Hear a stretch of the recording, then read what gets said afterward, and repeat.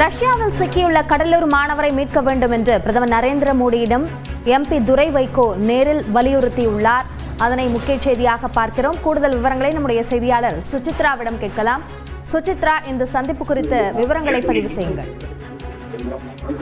ரஷ்யாவில் போருக்காக அனுப்பப்பட உள்ள தமிழக மீனவரை மீட்க வேண்டும் என்ற ஒரு கோரிக்கையை வலியுறுத்தி பிரதமர் மோடி நேரில் சந்தித்து தற்போது மதிமுக எம்பி துரை வைகோ நேரில் வலியுறுத்தியுள்ளார். மாணவர் கிஷோர் சரவணனை ரஷ்யாவிலிருந்து உடனடியாக மீட்டு இந்தியாவிற்கு அழைத்து வருவதற்கான ஒரு நடவடிக்கையை மேற்கொள்ள வேண்டும் என கோரி 68 எம்பிக்கள் கையெழுத்திட்ட மனு ஒன்றை பிரதமர் மோடிக்கு அவர் வழங்கியுள்ளது குறிப்பிடத்தக்கது. மதுரையை சேர்ந்த இந்த மாணவர் படிப்பதற்காக சென்ற இடத்தில் அவர் வலுக்கட்டாயமாக ரஷ்ய அரசாங்கத்தால் போருக்கு அனுப்பப்படுவதாக அந்த ஒரு குற்றச்சாட்டை முன்வைத்து அவரை விடுவிப்பதற்கான ஒரு நடவடிக்கைகளை மேற்கொள்வதற்கான கோரிக்கை வலியுறுத்திதான் அவர் பிரதமர் மோடியை நாடாளுமன்ற வளாகத்தில் நேரில் சந்தித்து இந்த மனுவை அளித்துள்ளது குறிப்பிடத்தக்கது.